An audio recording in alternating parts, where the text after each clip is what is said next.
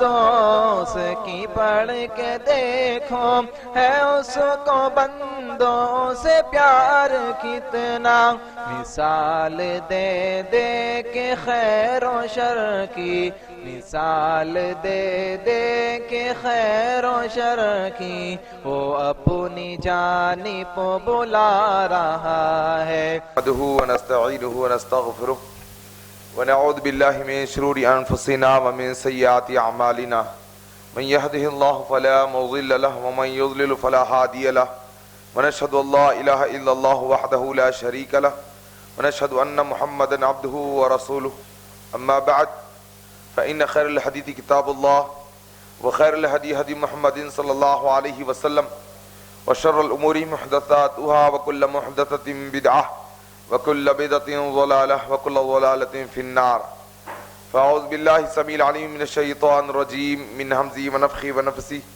بسم الله الرحمن الرحيم، إن الذين قالوا ربنا الله ثم استقاموا تتنزل عليهم الملائكة ألا تخافوا ولا تحزنوا وأبشروا بالجنة التي كنتم توعدون، وقال تعالى كنتم خير أمة أخرجت للناس تأمرون بالمعروف وتنہون عن المنکر وتؤمنون باللہ۔ تمام قسم کی تعریفات اللہ وحدہ لا شریک کے لیے لائق و زیبا ہے، جو سارے جہانوں کا تنہا اور اکیلا خالق و مالک ہے۔ بے شمار درود و سلام نبی آخری صادق الامین رحمت العالمین سید المرسلین خاتم النبیین کثیر المعجزہ امام الانبیاء محمد الرسول اللہ صلی اللہ علیہ وسلم پر۔ اللہم صلی علی محمد وعلی آل محمد کما صلیت علی ابراہیم وعلی آل ابراہیم انکا حمید مجید، اللہم بارک علی محمد وعلی آل محمد کما بارکت علی ابراہیم وعلی آل ابراہیم انکا حمید مجید۔ حضرات، نبی کریم صلی اللہ علیہ وسلم کی سیرت مبارکہ قیامت کی صبح تک ساری انسانیت کے لیے اسوہ ہے، نمونہ ہے، اور دنیا اور آخرت کی کامیابی کا معیار ہے۔ آج کا جو میرا موضوع ہے بالخصوص نوجوان طبقے سے میں اللہ کے نبی صلی اللہ علیہ وسلم کے سیرت کے حوالے سے چند بنیادی گزارشات آپ کے سامنے رکھنے کی کوشش کروں گا۔ اللہ رب العالمین سے دعا ہے کہ اللہ تبارک و تعالی کتاب و سنت کی تعلیمات کو سیکھنے سکھانے کے ساتھ صحابہ کرام رضوان اللہ علیہم اجمعین کے فہم کے مطابق عمل کرنے کی توفیق عطا فرمائے۔ ایک وقت ایسا تھا کہ دین اسلام کو جاننے اور ماننے والوں کی تعداد صرف سینکڑوں میں ہوا کرتی تھی۔ ہر وہ فرد قرآن کی ایک آیت ہو یا پیارے نبی صلی اللہ علیہ وسلم کے احادیث میں سے کوئی ایک حکم ہو، اس کے لیے اپنی زندگیوں کو قربان کر دیتا۔ اور آج میں اور آپ اس وقت سے گزر رہے ہیں جس وقت اس زمین پر، اس کائنات میں علم کا ٹھاٹے مارتا ہوا سمندر ہے، علم کی بہتات ہے، چاہے وہ تحریری شکل میں ہو یا تقریری شکل میں ہو یا ٹیکنالوجی کا استعمال ہو یا سوشل میڈیا ہو، علم کا ٹھاٹے مارتا ہوا سمندر۔ لیکن نبی کریم صلی اللہ علیہ وسلم کے ساتھ جو صحابہ کرام ہوا کرتے تھے، ان میں سے ایک ایک صحابی، ایک ایک مسلمان دین کے ایک ایک حکم پر اپنی جانوں کو قربان کرنے والا۔ آج مسلمان لا تعداد ہے، علم کی بہتات ہے، لیکن صحیح دین پر عمل کرنے والے بہت کم نظر آتے ہیں۔ ابھی ڈاکٹر صاحب سے گفتگو ہو رہی تھی کہ کیوں لوگوں میں اتنی دلچسپی دینی مجلسوں سے کم ہوتی ہوئی نظر آ رہی ہے. ڈاکٹر صاحب نے کہا کہ سوشل میڈیا کا دور ہے، لوگ اتنے دل دادا ہو گئے ہیں کہ سوشل میڈیا کے ذریعے ہی علمی استفادہ کرنا چاہتے ہیں. کتنی حیرت کی بات ہے، کتنی توجہ کی بات ہے، اور کتنے افسوس کی بات ہے. برا نہیں مانا، آپ لوگوں کو نہیں کہہ رہا ہوں میں، لیکن حالات انتہائی افسوسناک ہوتے جا رہے ہیں. دین کی بات ہو، شریعت کی بات ہو، قرآن کی بات ہو، احادیث کی بات ہو، سیرت کی بات ہو، صحابہ کرام کے دل گھبرا جاتے، آنکھوں میں آنسو آ جاتے، ایمان کی چاشنی میں اضافہ ہو جاتا. لیکن آج اتنا علم ہونے کے باوجود عملی طور پر مسلمان انتہائی کمزور نظر آتے ہیں. رسمی طور پر عبادتیں انجام دی جا رہی ہے الا ماشاءاللہ. بچوں کو دین بھی فیشن کے طور پر سکھایا جاتا ہے. میرا بچہ کلمہ پڑھ رہا ہے، ویڈیو نکالی جائے. میرا بچہ حمد پڑھ رہا ہے، لوگوں میں اس کی نمائش کی جائے. میرا بچہ فلاں کر رہا ہے، لوگوں کو دکھانے کے لیے، اللہ کو دکھانے کے لیے ہوتا. قسم ہے رب ذوالجلال کی، ماں باپ بھی عملی طور پر تربیت کرتے، اولاد کی بھی تربیت ہوتی. ایک ماں، ایک بیٹی کہتی ہے جزاک اللہ، ماں کو وَإِيَّاكَ کہنے کی توفیق نصیب نہیں ہوتی. اللہ کے لیے دین پر عمل کرنا ہے. یا وہی بیٹی جب اللہ اللہ کا نعرہ لگاتی ہے تو وہی ماں موبائل لے کر کھڑی ہو جاتی ہے تاکہ اس کی ویڈیو نکال سکے. کس کو بتانا ہے، کس کو دکھانا ہے؟ عمل تھوڑا ہو، اللہ سے رشتہ مضبوط ہو، قسم ہے رب کعبہ کی، اللہ آسمانوں سے محبتوں کو عطا فرما دے گا. لوگوں کو دکھاوے کا عمل نہیں، خالص اللہ کے لیے عمل. اللہ سے رشتہ مضبوط ہونا چاہیے، اللہ سے بے پناہ محبت ہونا چاہیے. اس خالق کے لیے ہماری جان، ہماری مال، ہماری اولادیں، ہماری نسلیں، ہماری جانیں قربان ہو جانا چاہیے. یہ جذبہ ہونا چاہیے. دین لوگوں کو دکھانے کے لیے نہیں. دین کا معاملہ تو وہ ہے، ایک آدمی 99 قتل کرتا ہے اور اتنا گناہوں میں بڑھ جاتا ہے کہ 100 قتل ہو جاتے ہیں.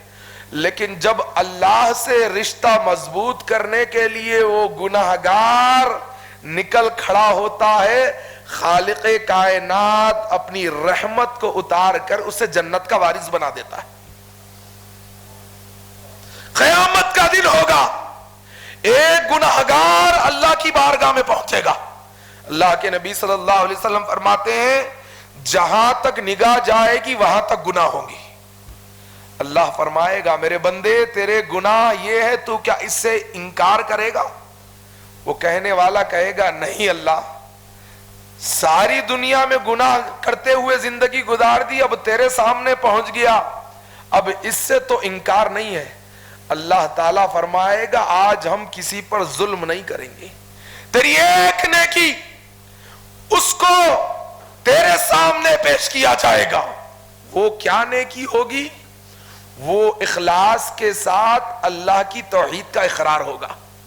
کسی کو دکھانے کے لیے نہیں، سوشل میڈیا پہ ڈالنے کے لیے نہیں، رسمی طور پر عبادتوں کو انجام دینے والا عمل نہیں تھا. خالص اللہ کے لیے اقرار توحید کیا تھا، لا الہ الا اللہ. اللہ کے نبی صلی اللہ علیہ وسلم فرماتے ہیں وہ توحید کے پرچم کو لایا جائے گا اور اس توحید کے اخلاص کی برکت سے گناہوں کا پلڑا ہلکا ہو جائے گا، اس توحید کے اخلاص کا پلڑا بھاری ہو جائے گا. اور رب فرمائے گا میرے بندے جتنے تو گناہ دیکھ رہا ہے ان کو ہم نیکیوں میں تبدیل کر دیتے ہیں اور تجھے جنت کا وارث بنا دیتے ہیں. یہ ہوتا ہے اخلاص، یہ ہوتی ہے توحید، دکھاوے کا عمل نہیں، یہ ہوتی ہے ایمان کی حلاوت. اور یہی تو سیرت کا پیغام تھا. صحیح مسلم کی حدیث کے مطابق اللہ کے نبی صلی اللہ علیہ وسلم کے پاس صحابی رسول آتے ہیں، فرماتے ہیں یا رسول اللہ بڑی دور سے آیا ہوں، بڑی دور سے آیا ہوں، شاید اس کے بعد آپ سے کبھی ملاقات کا شرف حاصل ہو کہ نہ ہو. اللہ کے حبیب کوئی ایسا عمل بتا دیجئے جس پر عمل کر کر جنت میں داخل ہو جاؤں. اللہ کے نبی صلی اللہ علیہ وسلم نے فرمایا قل کہہ دیجئے آمنت باللہ کہ میں اللہ پر ایمان لایا، ثم استقم اس پر استقامت کے ساتھ جم جانا، جنت میں ملاقات ہو جائے گی. اللہ اکبر. اللہ پر ایمان لانا، اللہ کی توحید کا اقرار کرنا، یہ نصیحت اللہ کے نبی صلی اللہ علیہ وسلم کی بنیادی نصیحتوں میں سے تھی. سیرت کے پیغام میں ساری زندگی اگر روشنی ڈالی جائے، ساری سیرت طیبہ پر اگر غور و فکر کیا جائے تو اللہ کے نبی صلی اللہ علیہ وسلم کی ساری کوششیں اور کاوشیں اللہ کی توحید کے پرچم کو بلند کرنے کے لیے تھی، ایمان کی تعلیمات کو سکھا کر اس پر ڈٹ جانے کے لیے تھی. فرمایا قل آمنت باللہ ثم استقم، ایمان لانا اللہ پر اور اس پر استقامت کے ساتھ جم جانا. اور جب بندے ایمان لا کر استقامت کے ساتھ جم جاتے ہیں تو میرے دوستو جانتے ہو اللہ تعالیٰ نے کیا فرمایا؟ اس آیت پر آنے سے پہلے ایمان لا کر استقامت پر جم جانا، استقامت نام ہے ایمان لانے کے بعد ایمان پر ڈٹ جانے کا. چاہے جان چلی جائے لیکن ایمان میں کمزوری نہ آنے پائے. لیکن آج کتنے ایسے لوگ ہیں جو عملی طور پر اتنے کمزور ہو جاتے ہیں کہ ایمانیات میں بھی کمی آ جاتی ہے. چھوٹی چھوٹی باتوں پر آج نوجوان اللہ سے بغاوت اختیار کر لیتے ہیں، اللہ سے غداری اختیار کر لیتے ہیں. اللہ تعالیٰ نے جن چیزوں کو حرام قرار دیا ہے اس میں ملوث ہو جاتے ہیں. بے حیائی، فحاشی، عریانیت کا ٹھاٹھے مارتا ہوا سمندر دکھ رہا ہے. ریل دیکھ رہے ہیں، فیس بک پہ ریل دیکھ رہے ہیں، یہ ویڈیو، وہ ٹھیٹھی ٹھاٹا، وہ مسخرہ پن، یہ نوجوانی کا عالم ہے، یہ جوانی کے لمحات ہیں. میرے دوستو صحابہ اکرام جب جوانی میں پروان چڑھے، اللہ کے نبی صلی اللہ علیہ وسلم نے بشارت دی لوگوں ایک دن آئے گا آسمان پھٹ جائے گا، زمین پھٹ جائے گی، تارے جھڑنے لگ جائیں گے، سب کچھ فنا ہو جائے گا اور اللہ تبارک و تعالی سورج کو انتہائی قریب کر دے گا. لوگ پسینے میں ڈوبے ہوئے ہوں گے، عرش الہی کے علاوہ کوئی سایہ نہ ہوگا، 7 قسم کے لوگ اس سائے میں کھڑے ہوں گے، ان میں وہ نوجوان بھی ہوگا. نبی کریم صلی اللہ علیہ وسلم کی سیرت کے پیغام کے مطابق وَالشَّابُ النَّشَاءَ فِي عِبَادَةِ اللَّهِ، جس کی جوانی اللہ کی بندگی میں گزری ہوگی. اللہ ایسے نوجوانوں کو عرش الہی کا سایہ عطا فرمائے گا. کائنات میں اتنا بڑا منصب، اتنا بڑا مقام، اتنا بڑا مرتبہ، اللہ ہمیں ان جوانوں میں ہمیں شامل فرمائے. لیکن کتنے بدنصیبی کی بات ہے، آج کا نوجوان موبائل فونوں کی گندگیوں میں بھرا پڑا ہے، فحاشیوں میں، عریانیت میں، بے حیائی میں اور برہانگی میں اپنی جوانیوں کو تباہ و برباد کر رہا ہے. لوگوں یہ جو آنکھیں ہیں، ایک دن اگر ان آنکھوں سے اللہ کا دیدار کرنا ہے تو اس دنیا میں ان آنکھوں کی حفاظت کرو. بے حیائی، فحاشی اور عریانیت سے اپنی آنکھوں کو بچا کر رکھو. ایک دن آئے گا جب اللہ تعالی دمبے کی شکل میں موت کو موت دے دے گا. جنتی ہمیشہ جنت میں چلے جائیں گے، جہنمی ہمیشہ جہنم میں چلے جائیں گے. رب دمبے کی شکل میں موت کو موت دے دے گا اور اللہ تبارک و تعالی جنتیوں سے کہے گا جنتیوں ہمیشہ ہمیشہ جنت میں رہو. اور پھر اللہ فرمائے گا کیا تمہیں کسی چیز کی کمی ہوئی ہے؟ جنتی کہیں گے اللہ یہاں تو وہ چیزیں ہیں دنیا میں نہ کسی آنکھ نے دیکھا, نہ کسی کان نے سنا, نہ کسی کے دل میں اس کا تصور گزرا. اللہ فرمائے گا مزید کسی چیز کی ضرورت ہے؟ بندے فرمائیں گے اللہ اس سے زیادہ اور کون سی چیز کی حاجت ہوگی؟ اللہ فرمائے گا اس سے بھی افضل چیز میں تمہیں عطا کرنے والا ہوں. بندے کہیں گے اللہ وہ کیا چیز ہے؟ اللہ فرمائے گا ثواب کے درجے کی سب سے بلند منزل عطا ہونے والی ہے, اور وہ تمہیں تمہارے رب کا دیدار نصیب ہوگا. اللہ ہم تمام کو اپنا دیدار نصیب فرمائے. اللہ رب العالمین اپنا دیدار بندوں کو کرائے گا اور بندوں کو اعلان کرے گا میرے بندو آج کے بعد تمہیں کبھی موت نہیں آئے گی, کبھی بیمار نہیں ہوگے, کبھی بوڑھے نہیں ہوگے, اور کبھی تمہارا رب تم سے ناراض نہیں ہوگا.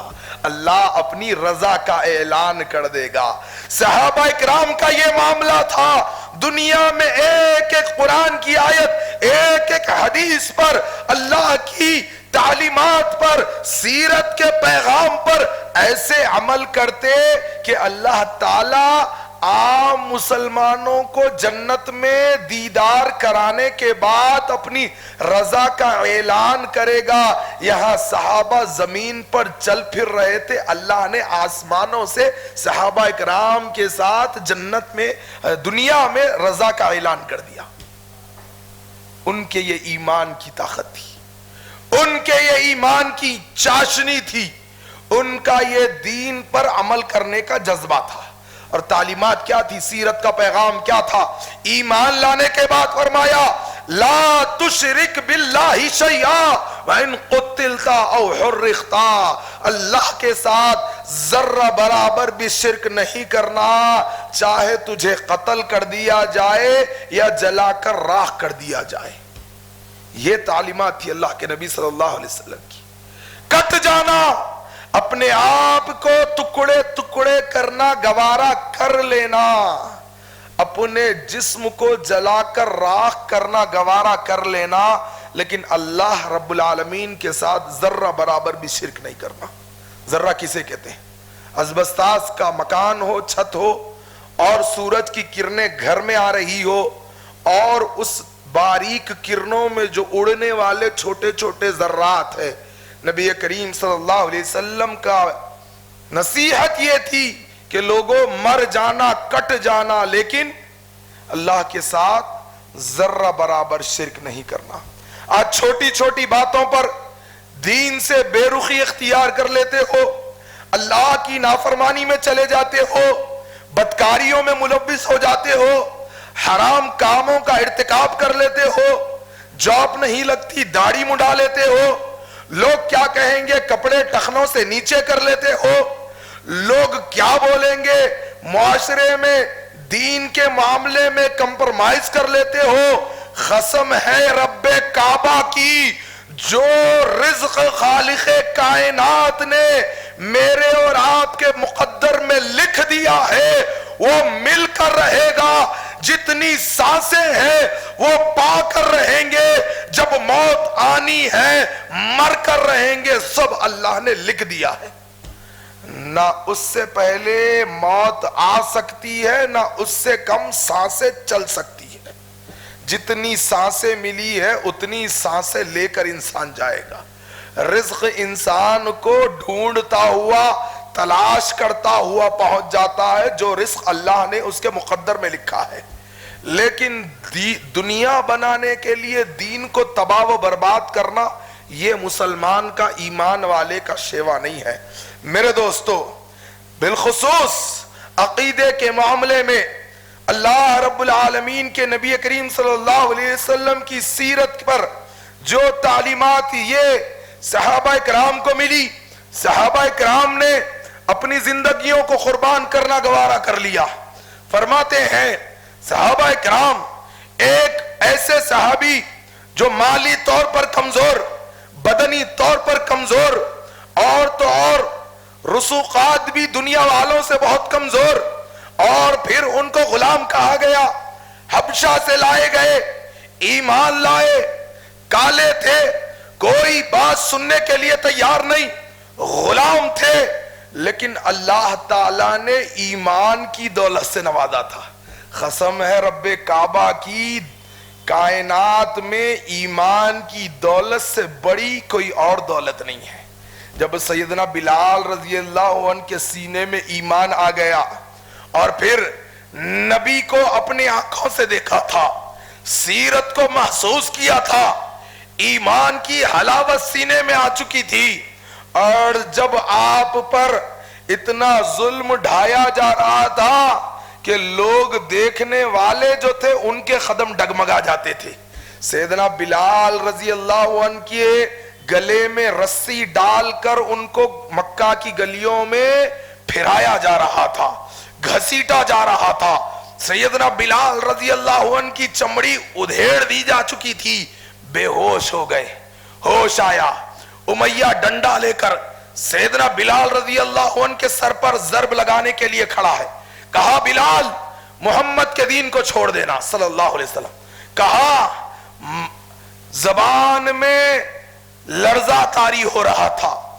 اور جسم ساتھ نہیں دے رہا تھا، لب ہے کہ کھلنے کا نام نہیں لے رہے تھے، ایسے عالم میں سیدنا بلال رضی اللہ عنہ فرماتے ہیں کہ میں نے اپنے ہونٹوں کو جنبش دی اور ایسے حالت میں توحید کی آوازیں کو بلند کیا، احد احد احد، اللہ ایک ہے، اللہ ایک ہے، اللہ ایک ہے۔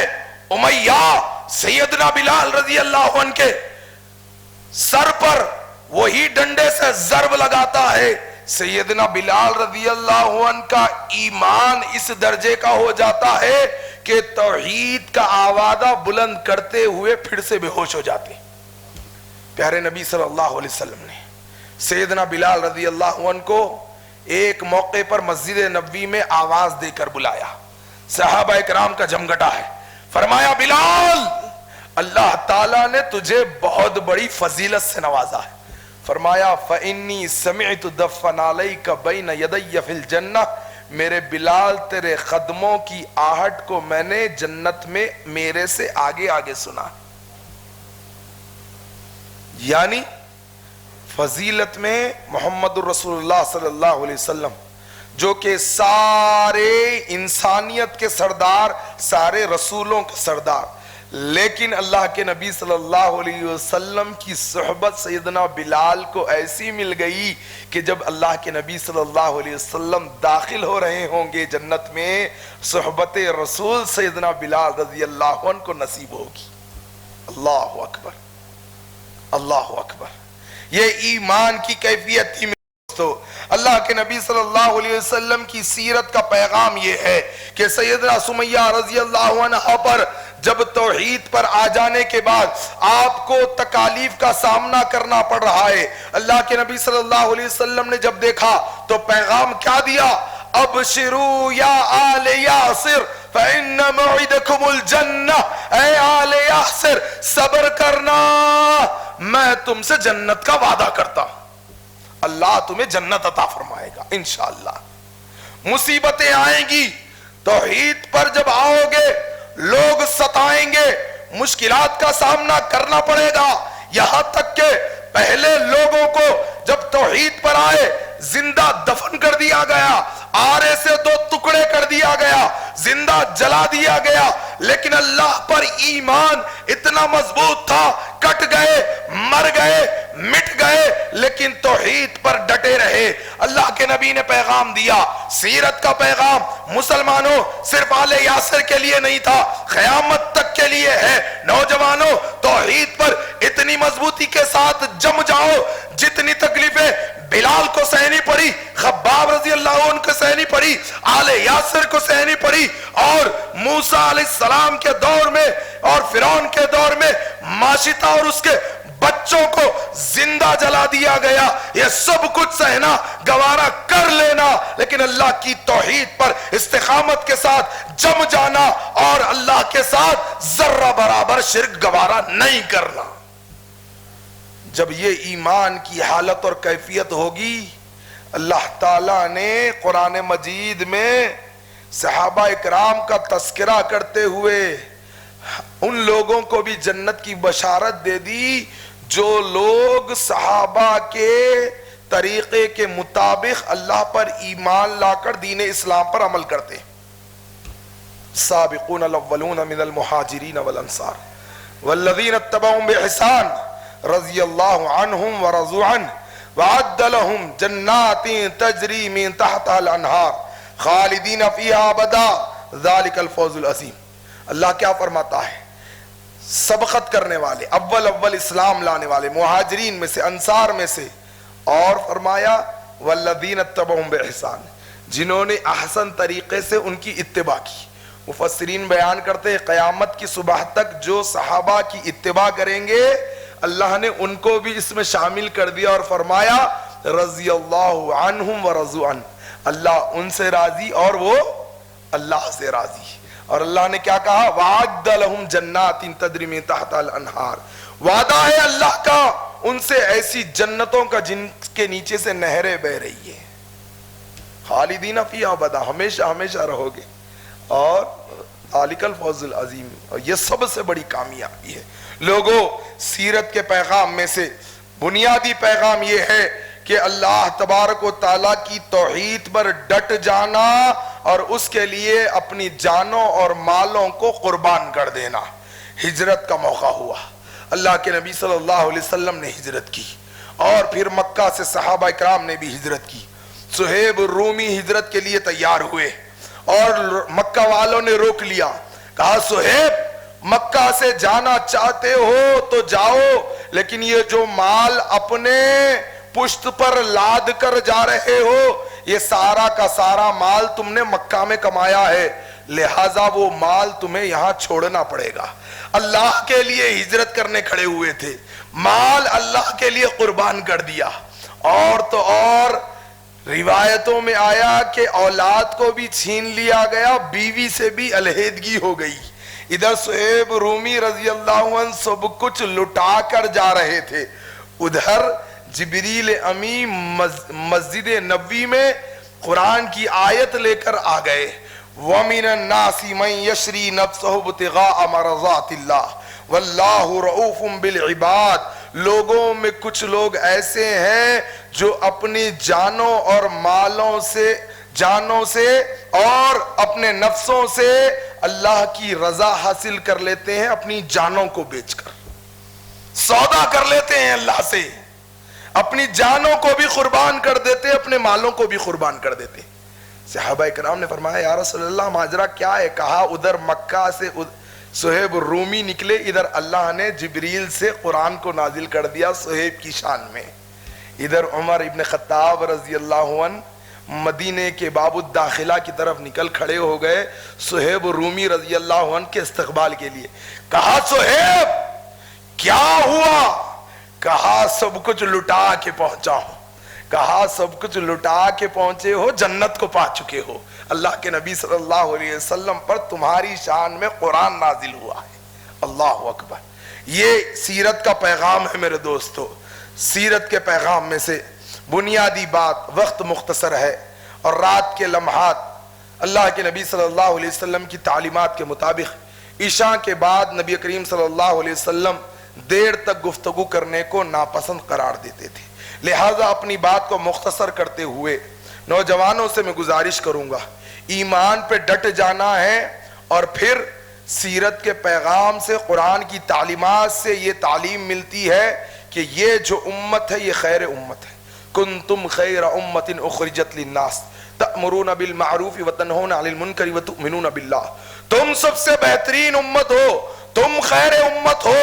قیامت کے دن موسیٰ علیہ السلام کی بھی امت ہوگی، عیسیٰ علیہ السلام کی بھی امت ہوگی، نوح علیہ السلام کی بھی امت ہوگی، داؤد علیہ السلام کی بھی امت ہوگی، سلیمان علیہ السلام کی بھی امت ہوگی، شعیب علیہ السلام کی بھی امت ہوگی، یعقوب علیہ السلام کی بھی امت ہوگی، ابراہیم علیہ السلام کی بھی امت ہوگی، اسماعیل علیہ السلام کی بھی امت ہوگی، یوسف علیہ السلام کی بھی امت ہوگی.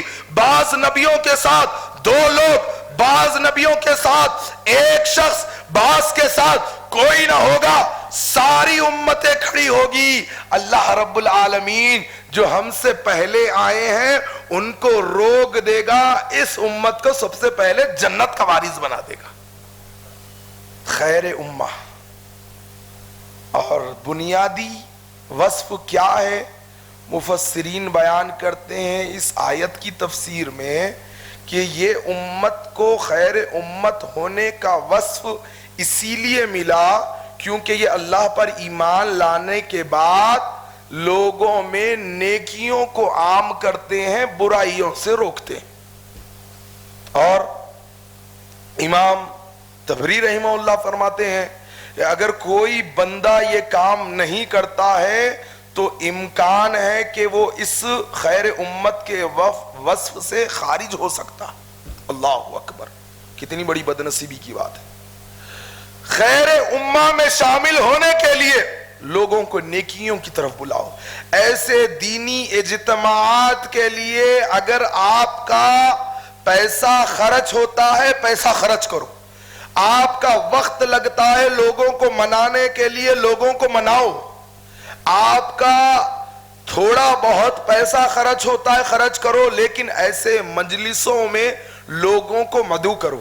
اور جانتے ہو حیدرآباد کی کئی خوبیوں میں سے ایک خوبی یہ بھی ہے، مہمان نوازی میں حیدرآباد کے لوگ صدیوں سے مشہور ہے، صدیوں سے مشہور ہے۔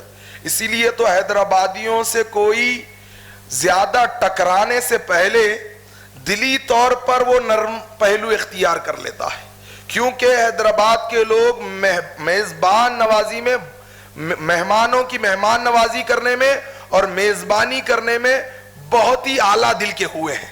تو ہم اللہ کے دین کے لیے، اور آج بھی کسی کو ایک چائے پلا دو، وہ کم از کم 10 سے 15 منٹ آپ کی بات سننے کے لیے تیار ہو جائے گا۔ اور کسی کو اگر بریانی کھلا دو، کیا ایسی مجلسوں کی زینت نہیں بنے گا؟ سیرت کے پیغام میں سب سے پہلے جب اللہ کے نبی صلی اللہ علیہ وسلم پر آیت کا نزول ہوا اور پھر اللہ کے نبی صلی اللہ علیہ وسلم اپنی قوم کو دعوت دینے کے لیے اٹھ کھڑے ہوئے، سب سے پہلا سیرت کا درس ملتا ہے، فرمایا علی جاؤ قریش کے لیے کھانے پینے کا بندوبست کرو۔ مہمان نوازی، میزبانی کرو۔ لوگ آئے، دسترخوان پر بیٹھے، جو کچھ تیار کیا گیا اس کو کھائے۔ اس کے بعد اللہ کے نبی صلی اللہ علیہ وسلم نے توحید کی دعوت کو ان پر پیش کی۔ ماننے والے خال خال۔ لیکن سیرت کے پیغام میں ہم کو کیا ملتا ہے؟ نوجوانوں، ان نوجوانوں کو دینی محفلوں کی زینت بناؤ جو آپ کی دعوت کے منتظر ہے، اور اسی بنیاد پر خیر امت کے اوصاف میں ہم کو اللہ شامل فرما لے گا انشاءاللہ۔ اللہ ہم کو خیر امت میں شامل فرما دے۔ میرے دوستو، اور خیر امت میں شامل ہونے کے لیے نیکیوں کی طرف بلانا ہے، برائیوں سے روکنا ہے۔ کائنات کی سب سے بڑی نیکی اللہ کی توحید ہے۔ کائنات کی سب سے بڑی نیکی اللہ کی توحید ہے، اور کائنات کی سب سے بڑی برائی، اللہ کے نبی صلی اللہ علیہ وسلم نے فرمایا الا انبئکم باکبر الکبائر، لوگوں جانتے ہو گناہوں میں سب سے بڑا گناہ کون سا ہے؟ صحابہ کرام نے فرمایا یا رسول اللہ آپ بتا دیجئے۔ اللہ کے نبی صلی اللہ علیہ وسلم نے فرمایا الاشراک باللہ، اللہ تعالیٰ کے ساتھ شرک کرنا یہ کائنات میں سب سے بڑا گناہ ہے، یہ گناہوں میں سب سے بڑا گناہ ہے۔ تو لہٰذا نیکیوں کی طرف بلاؤ اور گناہوں سے لوگوں کو روکو، بالخصوص توحید کی طرف بلاؤ اور برائیوں سے روکو۔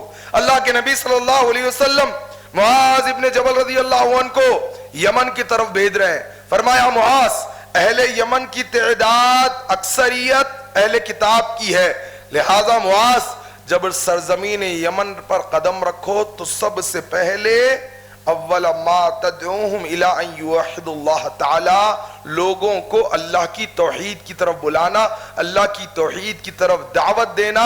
فَإِذَا عَرَفُوا اللَّهَ، جب لوگوں کو اللہ کی معرفت نصیب ہو جائے پھر نماز کے بارے میں بتانا، پھر روزے کے بارے میں بتانا، پھر زکوٰۃ کے بارے میں بتانا، پھر دوسرے فرائض کے بارے میں بتانا، لیکن سب سے پہلے اللہ کی توحید ان میں بیان کرنا۔ یہ نوجوانوں کو سیرت کا پیغام ملتا ہے۔ سیرت کے پیغام سے، اللہ کے نبی صلی اللہ علیہ وسلم کی تعلیمات سے تقوی کا حکم ملتا ہے کہ نوجوانوں تقوی اختیار کرو۔ اور آج کئی نوجوان بد نگاہی کی وجہ سے، بے حیائی کی وجہ سے، فحاشی کی وجہ سے، عریانیت کی وجہ سے ان کی جوانیاں داغدار ہو رہی ہیں۔ کتنے نوجوان اپنے موبائلوں پر کوڈ رکھتے ہیں؟ کیوں ہے کوڈ؟ پرائیویسی ہے۔ کئی کی پرائیویسی؟ کیا اللہ تمہارے موبائلوں کو گندگیوں کو نہیں جانتا؟ کیا کرامن کاتبین نہیں دیکھ رہے ہیں؟ کیا اللہ کے فرشتے نوٹ نہیں کر رہے ہیں؟ موبائلوں میں گندگیاں رکھ کے مسجدوں میں آ رہے ہیں، موبائلوں میں گندگیاں رکھ کے دینی مجلسوں میں آ رہے ہیں۔ کیا اللہ کا خوف ختم ہو گیا؟ کیا ان آنکھوں سے اللہ کے دیدار کی تمنا ملیا میٹ ہو گئی؟ کیا اللہ سے اللہ کا تقوی ختم ہو گیا؟ کیا اللہ سے محبت میں کمی آ گئی؟ کیا دین اسلام کی تعلیمات پر عمل کرنے کے لیے آج کے نوجوان تیار نہیں ہیں؟ کیوں توبہ نہیں کرتے؟ کیوں اللہ کی طرف رجوع نہیں کرتے؟ کیوں اپنے نگاہوں کی حفاظت نہیں کرتے؟ کیوں یوٹیوب پر فحاشی اور عریانیت میں مبتلا ہو؟ کیوں فیس بک کی ریلوں میں راتوں کو تباہ و برباد کر رہے ہو؟ کیوں تقوی کی طرف نہیں آتے؟ اللہ کے نبی صلی اللہ علیہ وسلم نے فرمایا یا معشر الشباب، اے نوجوانوں کی جماعت، من استطاع الباء منکم فلیتزوج، تم کو چاہیے کہ جو استطاعت رکھتے ہو وہ فوری طور پر نکاح کے بندھن میں بندھ جائے، نکاح کر لو، جوانیاں محفوظ ہو جائیں گی۔ نکاح کی استطاعت نہیں ہے، ایام بیس کے روزے رکھو، 13، 14، 15 ہر مہینے رکھو، نگاہوں کی بھی حفاظت ہوگی، شرم گاہوں کی بھی حفاظت ہوگی، جوانیاں بے داغ رہیں گی، ورنہ اتنے تباہ و برباد ہو جاؤ گے، جوانیاں داغدار ہو جائے گی، تقوی نام کی کوئی صفت باقی نہیں رہے گی۔ اللہ تعالیٰ نے، اللہ کے نبی صلی اللہ علیہ وسلم نے نوجوانوں کو تقوی کا حکم دیا اور فرمایا، اللہ رب العزت نے یا ایھا الذین آمنوا اتقوا اللہ حق تقاتہ ولا تموتن الا وانتم مسلمون، اے ایمان والو اللہ تعالیٰ کا تقوی اختیار کرو جیسے کہ تقوی اختیار کرنے کا حق ہے، اور تمہیں موت آئے تو اس حالت میں کہ تم اللہ کے فرما بردار ہو کر مرنا۔ کتنے بڑا اعزاز کی موت ہوگی جب موت آئے تو بندہ ساری زندگی اللہ کے تقوی میں گزارتا ہوا دنیا کو الوداع کہے۔ فرشتے آئیں گے، کیا کہیں گے فرشتے؟ اللہ تعالیٰ نے فرمایا ان الذین قالوا ربنا اللہ ثم استقاموا تتنزل علیہم الملائکۃ الا تخافوا ولا تحزنوا وابشروا بالجنۃ التی کنتم توعدون، بے شک جنہوں نے کہا ہمارا رب اللہ ہے پھر اس پر استقامت کے ساتھ جم گئے، ایسوں پر فرشتے نازل ہوتے ہیں، کیا کہتے ہیں؟ اللہ تخافوا ولا تحزنوا، خوف نہ کھاؤ، غمگین مت ہو جاؤ، تمہیں بشارت ہے ان جنتوں کی جن کا تم سے وعدہ کیا گیا ہے۔ اللہ ہماری موت کے وقت بشارت دینے والے، جنت کی بشارت دینے والے فرشتوں کو نازل فرما دینا۔ میرے دوستو، یہ دو جملے اللہ تخافوا ولا تحزنوا، خوف نہ کھاؤ، غمگین نہ ہو، قرآن میں کئی مرتبہ بیان ہوئے ہیں، اور پھر اللہ تعالیٰ نے یہی جملے اپنے اولیاء کے ساتھ بھی بیان کیے۔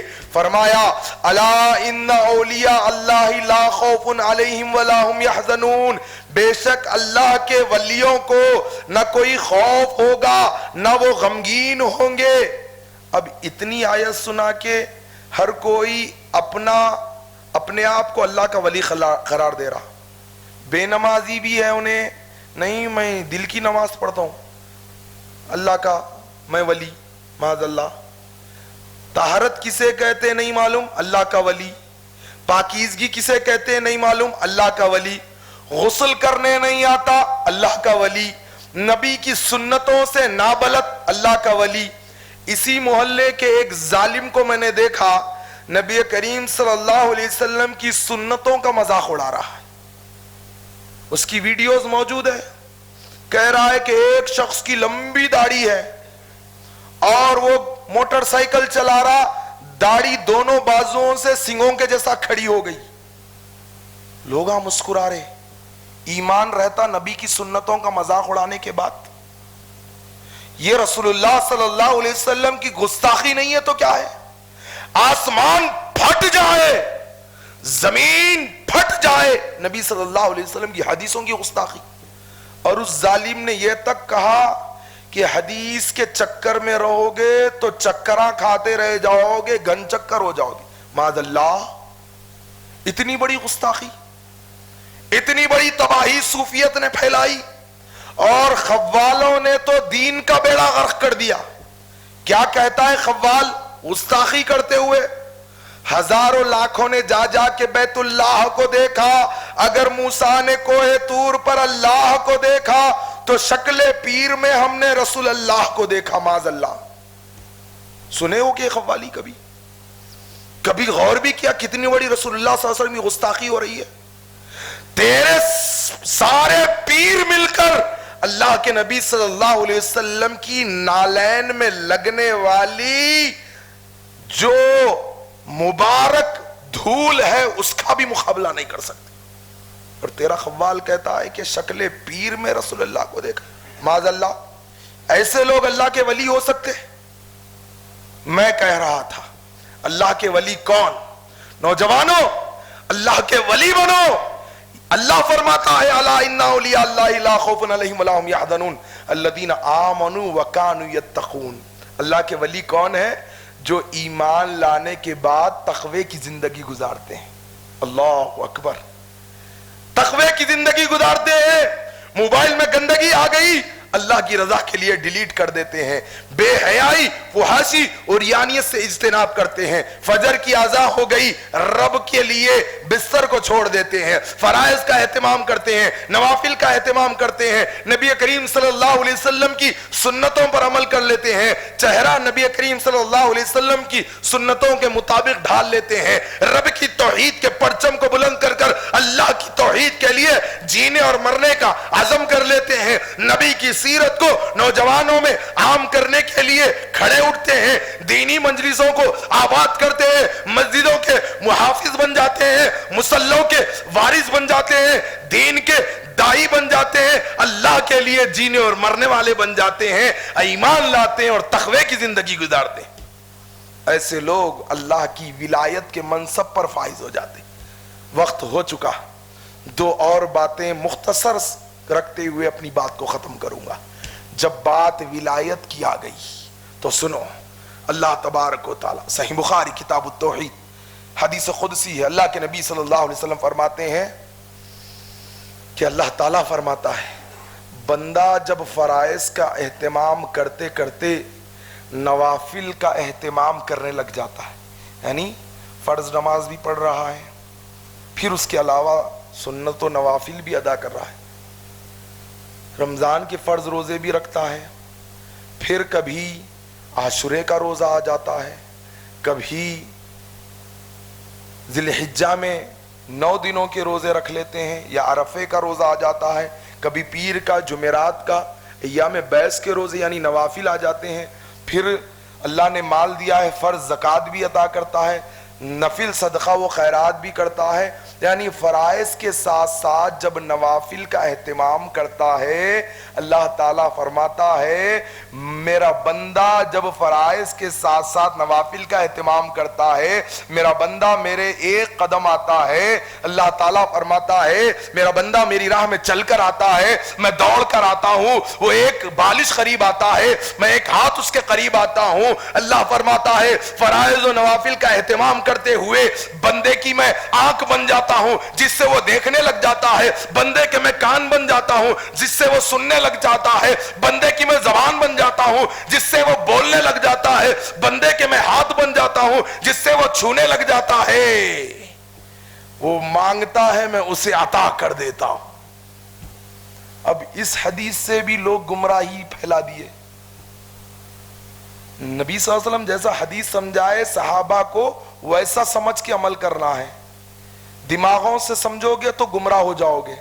اب آنکھ بن جاتا ہوں، ہاتھ بن جاتا ہوں، کان بن جاتا ہوں، تو یہ صوفیہ یہ بولتے بندہ بندہ نہیں رہتا، معاذ اللہ بندہ اللہ بن جاتا، معاذ اللہ. نقل کفر کفر نباشت، یہ کفر ہے.